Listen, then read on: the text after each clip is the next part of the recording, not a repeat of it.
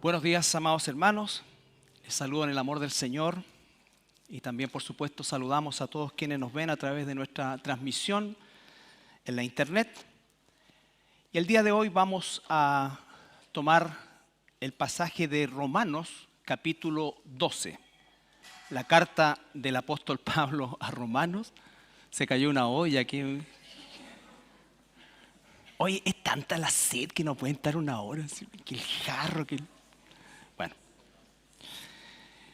¿están todas las ollas y platos en su lugar? Ok. Vamos a Romanos capítulo 12, versículo 3. Romanos capítulo 12, versículo 3. Y damos lectura a este único versículo que vamos a revisar el día de hoy. Digo pues, por la gracia que me es dada, a cada cual que está entre vosotros, que no tenga más alto concepto de sí que el que debe tener, sino que piense de sí con cordura, conforme a la medida de fe que Dios repartió a cada uno. Padre, esta mañana venimos delante de ti a examinar tu palabra, Señor, aquella palabra que viene directamente de ti para nosotros y que nos instruye claramente, Señor, no solamente en tus propósitos, sino también que nos da la dirección correcta para guiar nuestras vidas, Señor. Te agradecemos, Señor, la libertad que tenemos de seguir aquí en la iglesia, predicando, Señor, enseñando y compartiendo también y viviendo nuestra fe. Gracias, Padre amado, en el nombre de Jesús. Amén. Bueno, el día de hoy vamos a revisar este único versículo y solamente a manera de recordatorio, el capítulo 12 inaugura una sección que dura aproximadamente hasta la mitad del capítulo 15, donde nos habla principalmente de un concepto más bien aplicativo. Los primeros 11 capítulos de Romanos constituyen el cimiento doctrinal de nuestra fe. Ahí está, digamos, el grueso de lo que es nuestra doctrina y de lo que es básicamente la razón de nuestra salvación. Diríamos nosotros, la fe escrita para que nosotros podamos tener conciencia de todo lo que el Señor hizo en nosotros, por nosotros y a través de nosotros. Entonces, es importante eso porque comienza el capítulo 12 y queremos leer solamente como recordatorio con el versículo 1 y 2, que dice, así que. Ese así que, recuerde, es un conector que se llama, ¿no es cierto?, que en definitiva amarra todo lo que anteriormente ha dicho acerca de la doctrina, como estamos viendo, ¿no es cierto? Lo último que vimos, los 3 últimos capítulos, 9, 10 y 11, básicamente la doctrina en relación a los judíos, pero antes de eso, ¿no es cierto?, ha desarrollado todo lo que constituye, vuelvo a insistir, la base doctrinal de nuestra fe. Entonces dice, así que, hermanos, por supuesto para el pueblo de Dios, os ruego por las misericordias de Dios, y ahí está la clave, por las misericordias de Dios. Entonces, ese así que responde a que no olvidemos todas las misericordias de Dios, ¿no es cierto?, que nos ha enseñado a lo largo de los 11 capítulos anteriores.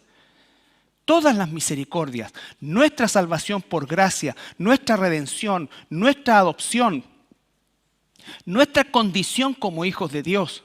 Solamente como un botón de muestra, quiero que vayamos al capítulo 5 de Romanos, versículo 1.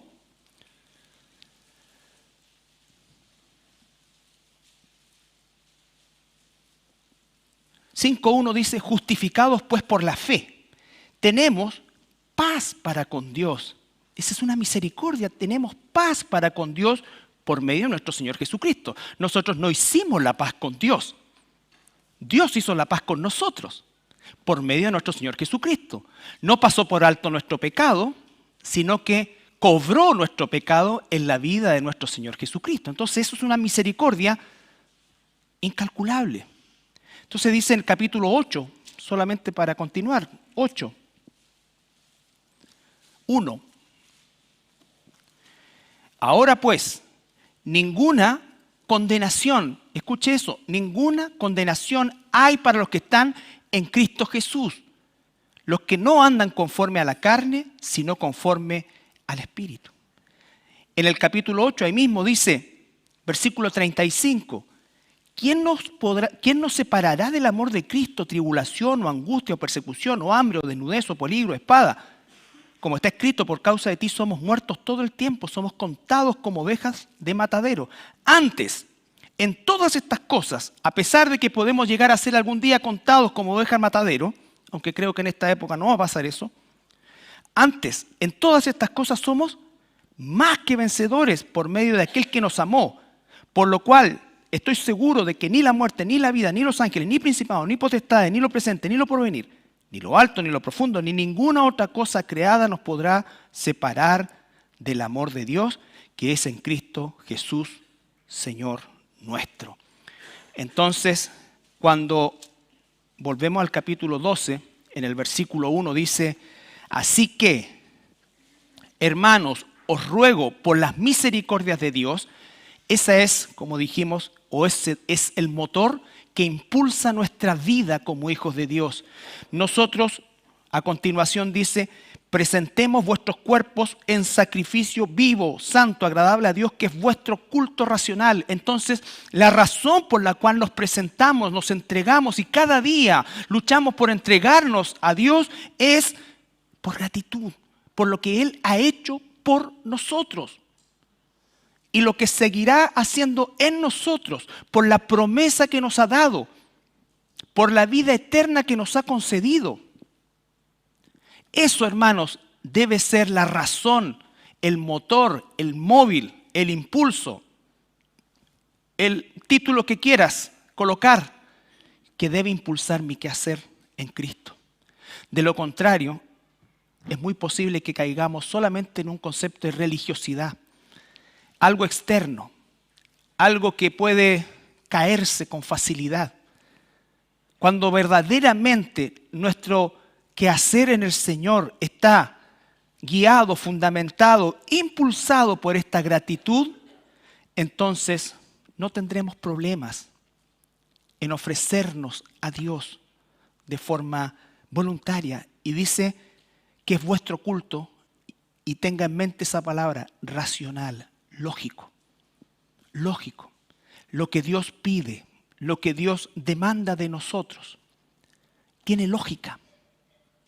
Entonces, dentro de ese concepto, el versículo 2 dice, no os conforméis, no se amolden. ¿Cómo expreso mi gratitud a Dios? ¿No es cierto? Ofreciendo mi vida como un sacrificio vivo. ¿Cómo lo llevo eso en un concepto práctico?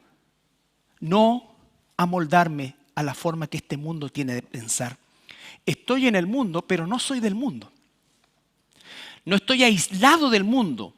Estoy apartado en el sentido de la forma de vida,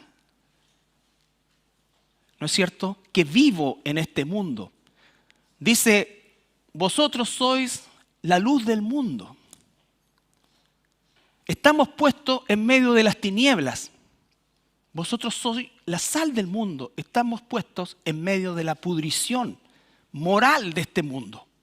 Pero no estamos puestos para condenar al mundo, estamos puestos para alumbrar al mundo, para que el mundo se acerque a la luz. La luz produce solo dos efectos. O las personas van a huir de la luz o las personas se van a acercar a la luz. Ese es el efecto que debiéramos tener como hijos de Dios en este mundo. Entonces, la renovación de nuestro entendimiento es la clave para no amoldarnos a este mundo. ¿Cómo piensa el mundo? ¿Cuáles son los valores del mundo? ¿Cómo es que el mundo, en definitiva, establece sus prioridades? Hay un molde, hay un modelo. Pero acá dice que no nos amoldemos a eso. Y si nosotros luchamos, o el Espíritu Santo en nosotros nos impulsa cada día a esa lucha que hacemos por gratitud, porque le amamos, porque es lo más apasionante que puedo hacer en mi vida, entonces voy a entender mejor y voy a comprobar que la voluntad de Dios es agradable y es perfecta. Porque para muchos cristianos, no voy a hablar de no cristianos, voy a hablar de cristianos, de nosotros. Hay muchos cristianos para los cuales la voluntad de Dios es desagradable e es imperfecta. ¿Por qué tengo que hacer esto? ¿Pero por qué? y lo ven todo con desagrado. Y es porque no ha habido una transformación. Porque cuando la transformación es de adentro hacia afuera, lo que ocurre afuera es un producto, es un efecto, es un fruto de la transformación que Dios está haciendo dentro de mí. Y lo primero que hace es cambiar mi manera de pensar. La palabra dice que nosotros tenemos ahora la mente de Cristo. Es decir, tenemos la capacidad de entender a Dios, por supuesto, en el sentido de su revelación. Pero podemos llegar a comprobar que su voluntad es buena, es agradable, es lo mejor. Aun cuando esas circunstancias resulten incómodas para nosotros mismos. Para nosotros mismos. En este contexto, lo primero, siguiendo el tema práctico, ¿no es cierto? Es lo primero que el Espíritu Santo quiere y va a transformar, adivinen qué es. No es transformar a mi vecino, a mi esposo, a mi esposa, porque eso es lo primero que nosotros decimos. Señor, y cámbialo. No, versículo 3. Digo pues, por la gracia que me es dada a cada cual que está entre vosotros, que no tenga más alto concepto de sí que el que debe tener. Lo primero que va a hacer es transformar la forma en que yo pienso de mí mismo. De mí mismo. Dice, sino que piense de sí con cordura, conforme a la medida de fe que Dios repartió a cada uno. Con cordura, esa palabra es clave. Vuestro quehacer, ¿no es cierto?, entrega lógica, y acá dice cordura. Lógico y cordura están asociados. La adoración a Dios siempre es lógica y con cordura. Esto es un paréntesis, ¿eh? Lo dije también en la mañana. Estudiando la palabra cordura, donde sale exactamente la misma palabra, es en el endemoniado gadareno. Ustedes saben, el endemoniado gadareno, lo amarraban, todo gritaba, todo, descontrol total. Pero cuando el Señor lo libera, dice que la gente del pueblo lo va a ver y lo encuentra en sus cabales, y la palabra ahí es exactamente la misma, cuerdo. Y estaba tan cuerdo que dijo, Señor, quiero irme contigo. Y el Señor le dijo, no, anda y predícale a tu familia. Todas las cosas de Dios son así, con cordura, son ordenadas. ¿Saben qué? Que muchas veces expresiones entre comillas cristianas se parecen más bien al endemoniado gadareno que algo cuerdo. Que hace una señora girando por todos lados como un trompo, gritando que la tomó el Espíritu. No, no es eso lo que nos muestra la Escritura. No estoy diciendo que no expresemos nuestras emociones, por supuesto, pero aún en la expresión de nuestras emociones hay cordura. No sé por qué se practica lo ilógico y lo loco. El hombre liberado, estoy haciendo otro sermón, el hombre liberado, cuerdo, queriendo seguir al Señor. Solamente cierre de paréntesis, me llamó la atención. Porque se hacen muchas cosas sin cordura y se les llama de Dios. De Dios, de cosas bizarras hasta cosas extrañas. Bueno, digo pues por la gracia que me es dada. Primera frase que vamos a analizar. La gracia que me es dada. El apóstol Pablo, al igual que lo hace en el versículo 1, donde dice, les ruego, ¿no es cierto? Y acá dice, por las misericordias. Dice por la misericordia de acá. Y acá dice, digo pues, por la gracia que me es dada. El apóstol Pablo, dijimos, no fundó esta iglesia, ¿ya? Pero él tenía la autoridad apostólica. Él no dijo, yo como apóstol de Jesucristo les ordeno esto. No. Él lo primero que hace, porque va a hablar de cómo pensamos nosotros de nosotros mismos. Y él se coloca como ejemplo, por la gracia que me ha sido dada. Lo que está diciendo, yo soy apóstol no por mérito. He recibido este llamado no por mérito. He recibido este llamado solo por gracia. Él llega a decir en Corinto, a los hermanos de Corinto, les dice, yo fui como un abortivo, como alguien nacido fuera de tiempo. Pero la gracia de Dios no ha sido en vano.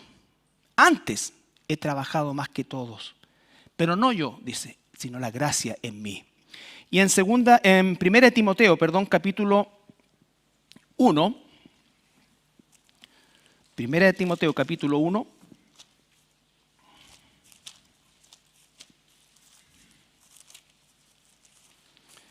Primera de Timoteo capítulo 1, versículo 12 al 14.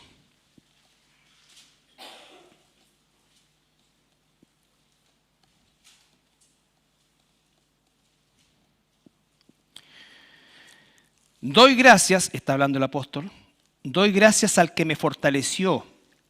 ¿A quién? A Cristo Jesús nuestro Señor, porque me tuvo por fiel poniéndome en el ministerio. Habiendo yo sido antes blasfemo, perseguidor e injuriador, mas fui recibido a misericordia, porque lo hice por ignorancia en incredulidad. Pero la gracia de nuestro Señor fue más abundante con la fe y el amor que es en Cristo Jesús. Entonces dijo, Dios me puso en el ministerio, me dio este llamado, pero fue su gracia, porque antes yo fui un blasfemo, fui un perseguidor. Lo hice en ignorancia, es cierto, pero el que lo haya hecho en ignorancia no quita que lo hizo. No es justificación. Y entonces él dice, pero la gracia de nuestro Señor fue más abundante. Volvemos a Romanos 12:3 y entendemos esa frase. Digo pues, un conector, por la gracia que me es dada, ya sabemos a qué se refiere el apóstol. Él no está imponiendo un rango. Él está dando una orden de Dios, pero desde una perspectiva humilde. Porque esto es palabra de Dios. Pero Él sabe, Él conoce. Y dice, a cada cual, esto es para todos nosotros. No es solamente para determinados hermanos o hermanas o cristianos o pastores o quienes sean. Es para todos nosotros. Porque todos nosotros estamos siendo transformados. A cada cual, y aquí usa otra expresión, que está entre vosotros. Esa expresión es muy importante. Porque nos dice, esto es para los que están sobre vosotros. Tampoco dice esto es para los que están bajo vosotros. Habla de una horizontalidad entre vosotros. Y eso, hermanos, es muy importante. ¿Por qué? Porque nada de lo que hemos recibido lo merecíamos. Nadie puede levantarse o jactarse de nada, porque nada de lo que tenemos o recibimos o hemos experimentado, ¿no es cierto?, nosotros lo merecíamos. Es solo por la gracia de Dios. No debe haber jactancia, ni en las cosas naturales, ni menos en las cosas espirituales. Las cosas espirituales, ¿no es cierto?, dice, entre vosotros. Y ahí quiero que vayamos a 1 de Timoteo, capítulo 1.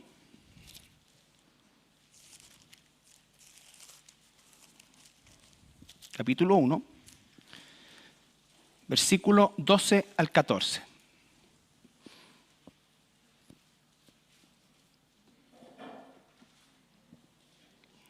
¿Qué dije? ¿Lo leímos? Doy gracias. Ah, sí, perdón. Muchas gracias. Es que como hice el turno de la mañana estoy perdido. Ya. 1 de Timoteo 3:15. Esa era. Era 1 de Timoteo.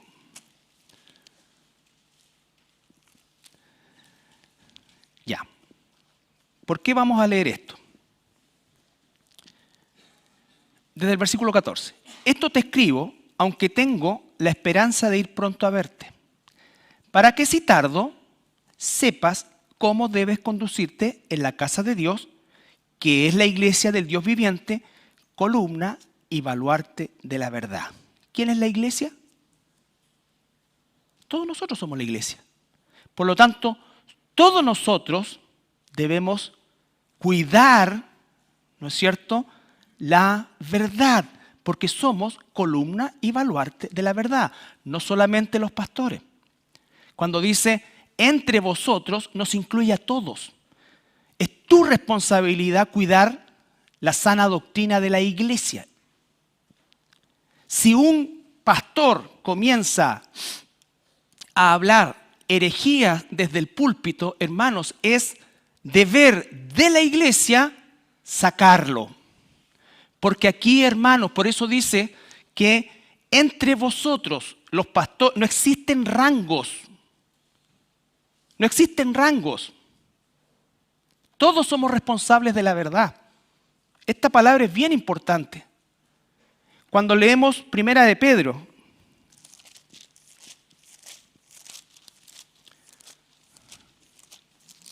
Primera de Pedro capítulo 5.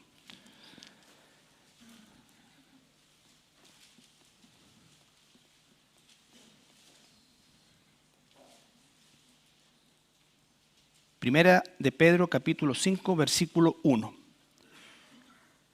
al 3. Capítulo 5, versículo 1 al 3. Ruego a los ancianos que están entre vosotros, no dice a los ancianos que están sobre vosotros, entre vosotros. Yo anciano también con ellos. El apóstol no coloca, no dice los ancianos y yo, no, entre vosotros. Tenemos distintas responsabilidades. ¿Sabe por qué en mi oficina dice pastor principal? Porque soy el principal responsable. ¿A quién el Señor va a pedir cuenta? Principalmente, esa es la carga. No es un rango, es una responsabilidad que me recuerda cada día el cuidado en cuanto a la doctrina, en cuanto al comportamiento, en cuanto a todo eso, hermanos. Pero si por causa de cualquier cosa un pastor comienza a autoexaltarse, a predicar herejía, la iglesia debe sacarlo. Porque la iglesia es columna y baluarte de la verdad, no el pastor. Porque el pastor es parte. Dice, yo anciano, a los ancianos que están entre vosotros, también con ellos, y testigo de los padecimientos de Cristo, y que soy también participante de la gloria que será revelada. De todo, de todo. ¿Y cuál es la ordenanza? Apacentar la grey de Dios que está entre vosotros, cuidando de ella no por fuerza, sino voluntariamente, no por ganancia deshonesta, sino con ánimo pronto, no teniendo, escuche, señorío sobre los que están a vuestro cuidado, sino siendo ejemplos de la grey. Eso es entre vosotros, los ancianos que están entre vosotros. Si la palabra dice, ¿no es cierto?, obedezcan a vuestros pastores, siempre que estén como corresponde. ¿Por qué? Porque en definitiva la única forma de sujetarse a una autoridad pastoral es que el pastor esté como corresponde en la doctrina y que nunca establezca un señorío sobre la grey. Hay congregaciones donde hay oficiales, pastor gobernante, y esos son cargos, hermano, y entonces es igual que en la iglesia católica. Donde está el papa, los cardenales, obispos y para abajo. Esa jerarquía es satánica. En la iglesia hay autoridad y esa autoridad espiritual la entrega justamente la palabra de Dios. Volvamos a Romanos. Esto es importante porque dice claramente, volvemos al versículo 3. Digo pues, por la gracia que me es dada a cada cual que está entre vosotros, eso incluye a todos nosotros somos columna y baluarte de la verdad, todos. ¿Qué le dice? Que no tenga más alto concepto de sí que el que debe tener. La primera transformación en nuestra cabecita, en nuestra mente, es ¿qué pienso de mí? ¿Qué pienso de mí? ¿Qué piensas tú de ti? Si hiciéramos un listadito, ¿no es cierto? 10 cosas que yo pienso de mí. La pregunta es si ese listado coincidiría con lo que Dios piensa de mí. Porque nuestra forma de pensar de nosotros mismos está construida en base a lo que otros piensan de mí. ¿No es cierto? Decía yo en la mañana, si me pongo, yo antes hacía esa cosa, me ponen cualquier cosa así encima, le digo, mamita, ¿cómo me queda? Te queda bien, mijito. Porque ella piensa de mí como un hijo. Entonces le da lo mismo lo que me ponga. Eres el más lindo. Pero es mi mamá. Po. Entonces ya cuando uno va creciendo no se queda con esa opinión. Po. Le pregunta a otro. Y así va construyendo. Entonces así construye esta famosa estima, que puede ser autoestima, y se define por baja o alta autoestima. ¿A qué nos impulsa el mundo? ¿Qué creen ustedes? ¿A qué nos impulsa el mundo? A tener alta estima, ámate, perdónate, reconcíliate contigo mismo. ¿Qué es eso? ¿No es cierto? Ahora, si no tengo a Cristo, claro. Pero como un hijo de Dios, el que determina mi estima no está dentro de mí ni en mi entorno, está allá arriba. Él es el que determina mi estima. Y esto tampoco es para el falso humildad. No, yo no sirvo para nada, soy la pulga leprosa del perro. No, porque eso normalmente, ¿qué es lo que espera? Pero no, si tú lo haces bien. Entonces, buscamos que nos inflen. Sí, pues si todos, ¿para qué nos vamos a sacar, como se dice el dicho, y no, la suerte entre gitanos? A todos nos gusta esa cuestión. No, si sabes qué. No. Ahora, es cierto, hay personas que a lo mejor patológicamente tienen una concepción distorsionada. Pero la mayoría, ¿no es cierto?, jugamos con eso. Entonces Dios dice, moment, la estima, ¿no es cierto?, te la voy a dar yo. Tú eres mi hijo. Pero también eres mi siervo. ¿Ya? Tú eres mi hijo, pero también eres mi siervo. Entonces, que no tenga más alto concepto de sí. Quiero que veamos Santiago 4, 16. Es muy entretenido este tema. Creo.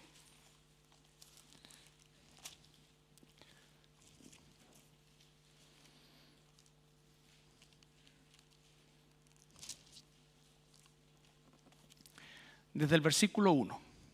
Santiago 4, no, vamos a ver solamente el 1 y el 2.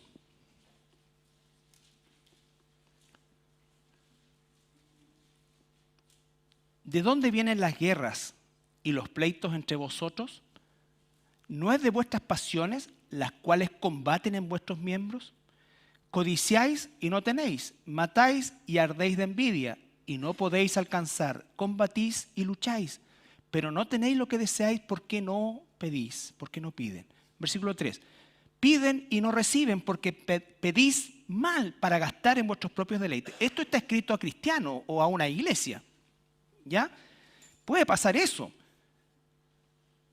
Versículo 4. Oh almas adúlteras, ¿no sabéis que la amistad del mundo es enemistad contra Dios? Cualquiera pues que quiere ser amigo del mundo se constituye en enemigo de Dios.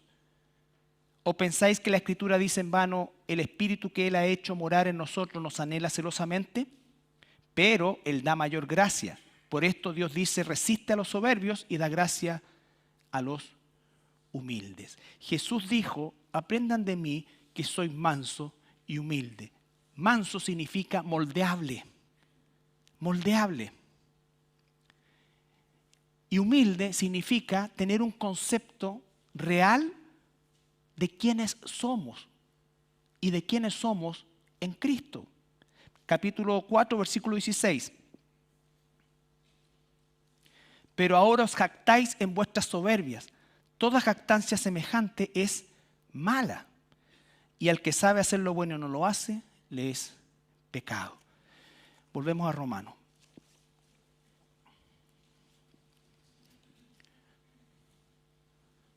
Entonces, Romanos 12:3.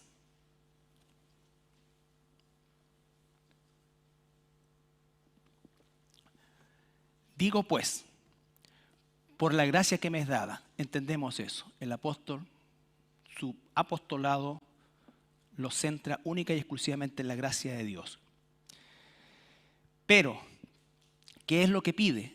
A cada cual que está entre vosotros, toda la iglesia, que no tenga más alto concepto de sí que el que debe tener, sino que piense de sí con cordura. Con cordura. ¿No es cierto? ¿Qué significa con cordura? Con objetividad, con equilibrio. ¿No es cierto? No somos lo peor, ni tampoco somos lo mejor. Dice la palabra, ¿no es cierto?, que nosotros debemos ser humildes. Y la humildad significa siempre pensar en los demás más que en mí. Nosotros tendemos al egocentrismo. Si uno hiciera una prueba, ¿y cuántas horas pudiera pasar en el día sin usar la palabra yo?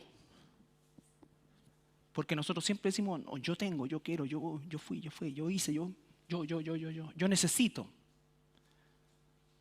¿No es cierto? Eso habla justamente de que estamos centrados en nosotros mismos, mayoritariamente. Consideramos que nuestros logros muchas veces no son valorados. Consideramos que no nos merecíamos esto. Y humanamente puede ser. Pero, vuelvo a insistir, estamos viendo nuestro valer o nuestra verdadera concepción de nosotros a la luz de lo que Dios nos dice. ¿No es cierto? De cómo Dios nos ve. De cómo Dios nos ve. Acabamos de leer en el versículo 1, que por las misericordias de Dios. Pablo entendió esto porque él dice, por la gracia de Dios soy lo que soy. Pero agrega, su gracia no ha sido en vano. ¿Por qué? Antes he trabajado más que todos, pero no yo. La gracia de Dios en mí. La respuesta a esa gracia es lo que dice, ¿no es cierto?, el versículo 1. Presentar mi vida a Dios.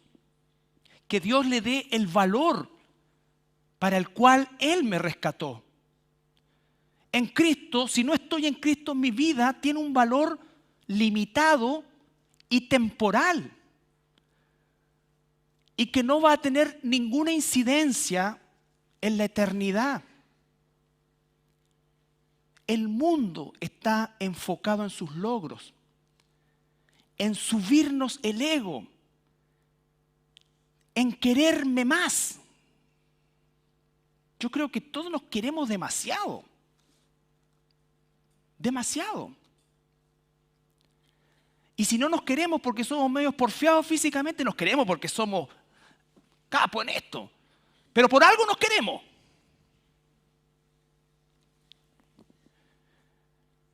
Entonces, no se trata de odiarse. Se trata de vernos a través del lente de Dios.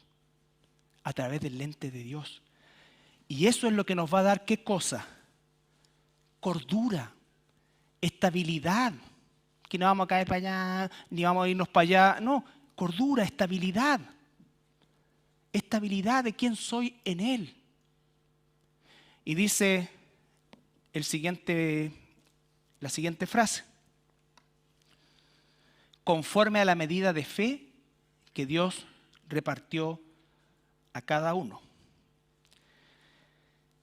Muchos piensan que este versículo significa que Dios nos dio una medida de fe distinta a cada uno. Entonces, están los que tienen gran fe y los que tienen menos fe.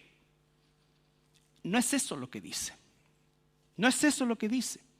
Dios a todos nos dio la misma medida de fe. El punto es que no todos desarrollan esa medida de fe. No todos desarrollan esa medida de fe. ¿Qué dijo en el versículo 1? Transformaos en vuestra manera de pensar para que comprobemos que la voluntad de Dios es buena y agradable. ¿Y cómo transformo esa manera de pensar? estoy expuesto y estamos expuestos diariamente a cuánta cantidad de estímulo del mundo.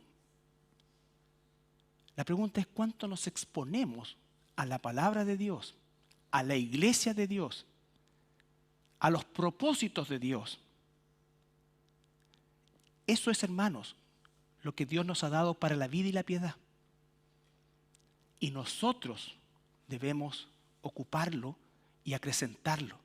Porque esa medida de fe tiene diferentes expresiones, no por la fe en sí. Porque la fe es todo lo que media nuestra relación y existencia en Dios. Por gracia somos salvos por medio de la fe. Pero esto no es de ustedes, es de Dios. La fe para salvar nos la dio Dios, porque nosotros estábamos muertos en delito y pecado. Entonces, misericordias de Dios. Mira la misericordia de Dios. Yo estaba muerto y me dio vida en Él. La fe, pero no es la fe a tontas y a locas. No, yo tengo fe que el Señor, yo tengo fe. No, lo que construye nuestra fe es toda la base doctrinal que nos entrega. La medida de fe se construye, se fortalece a partir de la palabra de Dios. Porque la Biblia me entrega a mí la claridad de quién soy en Dios y quién no soy en Dios. La Biblia me dice, soy su hijo. Imagínate lo que eso significa. Él me adoptó. Soy heredero. ¿No es cierto? Pero también la Biblia me dice, no te jactes. No seas arrogante. La Biblia es la que determina, y el conocimiento de ella es lo que determina el conocimiento que tengo de mí. Existe mucho orgullo en nosotros también. Y hay algo que es peor, que es el orgullo religioso. O, porque no le quiero decir espiritual, orgullo religioso, que se da muchas veces en nosotros también, de mirar a otros por encima del hombro, porque a nuestros ojos están más lejos de Dios. Y a lo mejor así es, porque nadie puede decir que no viene nunca y está con Dios, y yo con Dios, Dios conmigo, y no, algo mal anda ahí. O que nunca ora, o que nunca lee, o que nunca estudia, o que no sabe más que porciones aisladas. Pero ¿qué hago yo? ¿Cómo me inclino a esa necesidad? ¿O solamente hago una evaluación de la persona? Hoy día nosotros tenemos y vemos mucho orgullo religioso, hermano. Cuando nosotros comenzamos esta iglesia, este ministerio, hace casi 40 años atrás, y no creo que hoy día sea así, pero ¿sabes lo que nos decía? La iglesia y los ricos. Y no lo decía la gente del mundo, lo decían nuestros hermanos. Y decían, mira ese que vaya. ¿Y cómo era la actitud que uno encontró? ¿Sabes cuál era? Era si veían a alguien, ¿no es cierto?, que le ha ido bien en la vida, que tiene su buena situación, que tiene su bonita esposa, que es alto, que tiene el ojo celeste y todo. Y si ese tiene todo eso, pero lo tiene a Cristo. Eso lo escuchaba yo. No por mí, porque no tengo ni ojo celeste, no. Lo único es que mi esposa es hermosa. La única parte que le achuntaban. Pero esa era la cosa. O sea, porque eres así, el evangelio no es para ti. O venía gente que no, acá no está el espíritu, porque no hay danza, no hay lengua, no hay... No sé qué espíritu, pero eso, gracias al Señor, se ha ido perdiendo en el tiempo. Pero eso nos puede pasar a nosotros también. Nosotros somos iglesia sana doctrina, sana doctrina. Sí, luchamos por eso. Pero no somos la única. Y debemos orar al Señor para que hayan más iglesias así.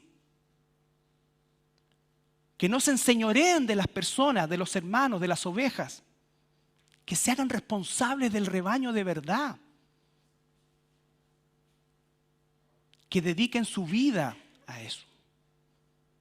Entonces, tenemos que cuidarnos de lo que pensamos, el concepto que tenemos de nosotros, porque la tendencia es a sobrevalorarnos o a una humildad, ¿no es cierto?, escondida, buscando atención, buscando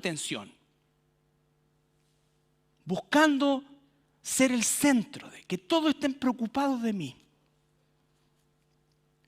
Es agradable cuando se preocupan de uno, claro, pero que esa sea la motivación permanente de mi vida. Entonces, eso es orgullo, hermano, y de la peor clase. No, yo no voy más porque nunca me llamaron. Qué bueno, le digo yo. Fue del Señor no llamarte. No, yo no fui más porque ni me pescaron. Yo soy músico, tengo esto, tengo... Tocan re mal ahí. Nunca me pidieron la opinión, pues yo soy músico, yo canté en cuantos grupos en el mundo y empiezan con... ¡Oh! Y normalmente si está acá en Serena no llegó a los Vikings 5, o sea, está por ahí nomás. O sea, no fue en Electric Light Orquesta o en grupo, ¿ya? A lo mejor algún reggaetón cantó, pero te tiran esa cosa. Y de verdad, le estoy hablando ¿cómo se llama? Caricaturizando hechos reales. No estoy inventando cuestiones. Personas que han dicho así. No, sí, en 35 años tú comprenderás que se ha visto harto. No digo, ya nunca más digo lo he visto todo, porque de repente aparece algún espécimen, ¿no es cierto?, no clasificado aún en la ¿cómo se llama eso? Taxonomía, sí. Ok, volvamos. Entonces, conforme a la medida de fe que Dios repartió a cada uno. Quiero que veamos Efesios 4:7.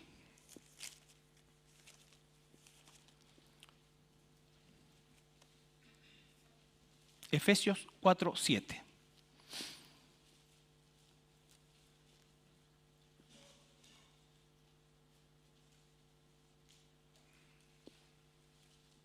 Pero a cada uno de nosotros fue dada la gracia conforme a la medida del don de Cristo. Esa es exactamente la misma línea.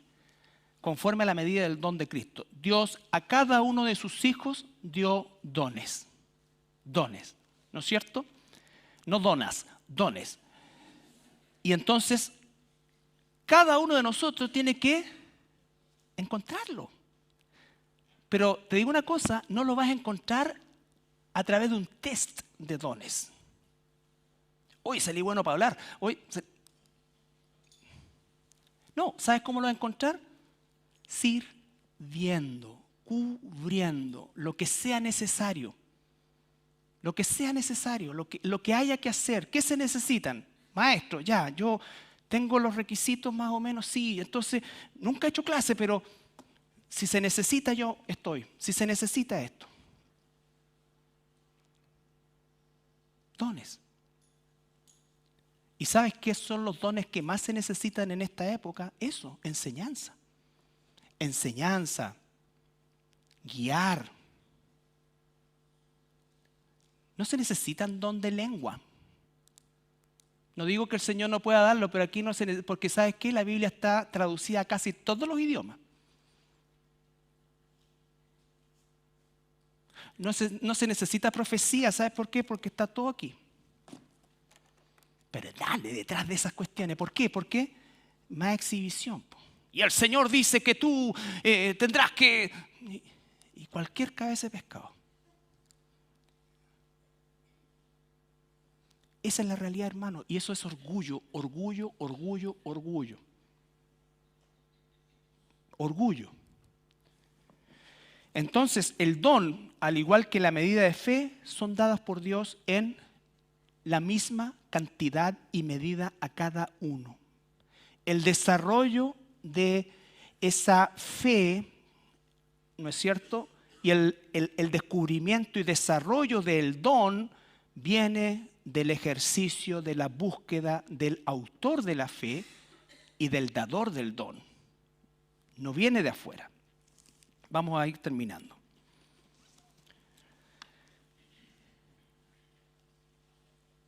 Primera de Corintios capítulo 4, versículo 1 al 7.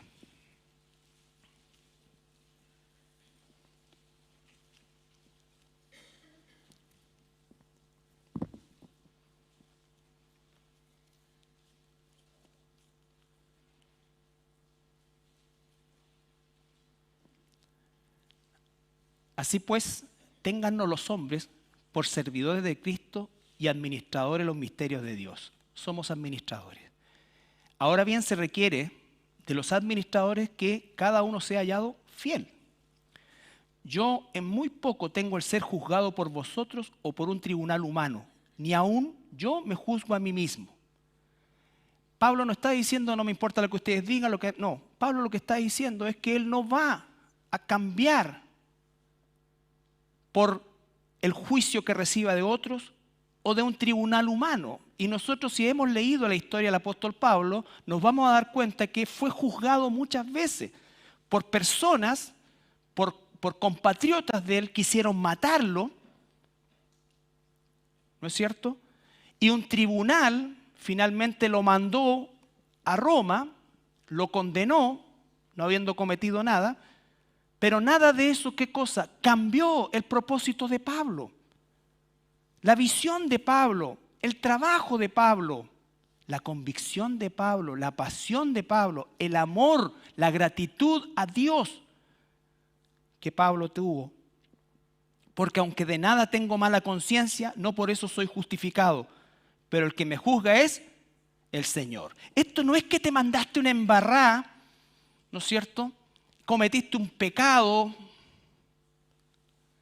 Y entonces, mira, no me vengas a decir nada porque el que me juzga es el Señor. No, viejo. No está hablando de eso.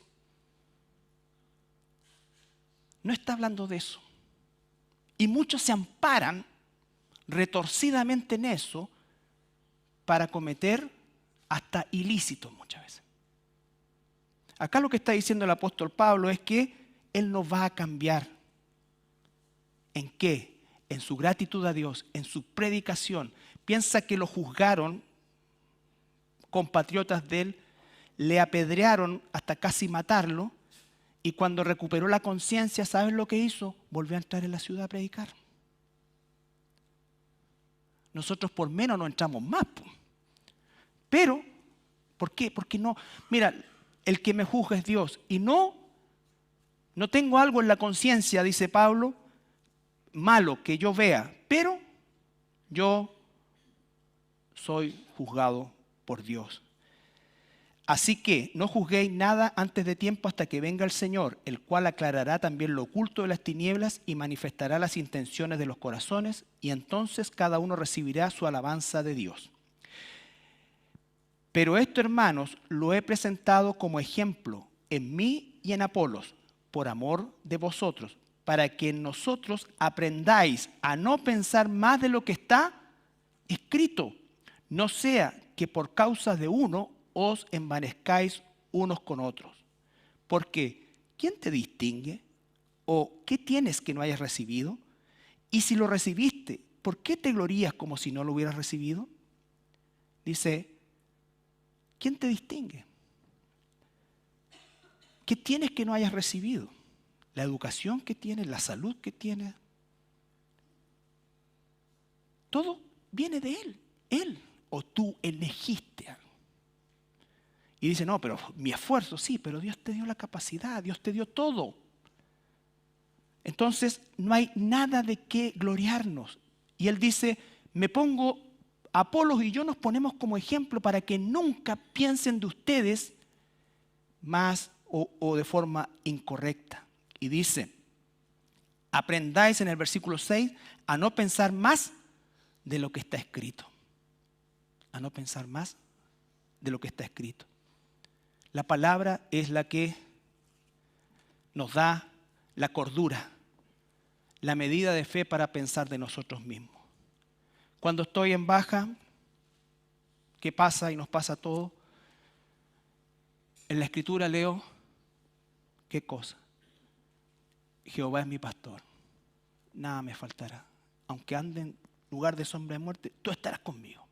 Estoy en un lugar de sombra de muerte, tú estás conmigo. ¿Ya? No necesito publicar en el WhatsApp, hermanos, oren por mí porque estoy en valle de sombra de muerte. ¿Podemos pedir oración? Sí, pero aprendamos a ir primero a Dios. Porque en una de esas no necesitamos escribir. Pero esa desesperación, que todos se enteren. Todos se enteren, estoy. Y entonces, uy, supiste que, uy, no llamaste, no supiste. Y claro, pasamos la raya de la preocupación ya al otro. Al otro. Vuelvo a insistir, no estoy diciendo, oye, pido oración por. Y está bien, sí está bien. Pero aprendamos a buscar. De eso estamos aprendiendo acá. ¿No es cierto? De eso estamos aprendiendo acá, Pablo. Cuando pidió oración Pablo dijo, ¿saben qué? Oren por mí para que se me abran puertas donde voy. De la cosa personal, Dios trata conmigo. Y esa parte nos falta. Por eso es que nuestro pensamiento de nosotros mismos se distorsiona con tanta facilidad, porque en vez de ir a Dios, ¿no es cierto? Llego al trabajo y me dijeron feo, esa cuestión. Mi amor, soy muy feo. No, eres mi hijo, te adopté a pesar de lo feo que eres. Listo, tranquilo. Estoy diciendo una tontera, pero aprender a buscar en Dios, en su palabra. Ahí tengo las respuestas, soy su hijo. No pierdo la salvación a pesar de que pequé. Pero no pierdo la salvación. Nadie puede arrebatarme de su mano. Eso es. Y entonces ahí me estabilizo. Pero si vivo de la opinión de los demás, aunque sea cristiano, voy a estar permanentemente desestabilizado y permanentemente amargado o permanentemente sobreestimado o lo que sea, pero no voy a estar en el centro de la voluntad de Dios. Leemos por última vez Romanos 12:3 y espero que tengamos una mejor visión de este versículo. ¿Por qué? Porque a continuación del versículo 4 comienza a hablar de los dones. Y si esto no está claro en nuestra mente, podemos usar de mala manera los dones que Dios nos ha dado. Digo pues por la gracia que me es dada, el apóstol, a cada cual que está entre vosotros, todos nosotros, que no tenga más alto concepto de sí que el que debe tener. ¿Por qué dice eso? Porque nuestra tendencia en esa época y en esta época y en cualquier época es a sobrevalorarnos, ¿no es cierto?, sobreestimarnos, a querer que nos reconozcan. Que no tenga más alto concepto de sí que el que debe tener, sino que piense de sí con cordura. ¿Dónde voy a tener esa cordura? En su palabra, conforme a la medida de fe que Dios repartió a cada uno. ¿Nos ponemos de pie para orar?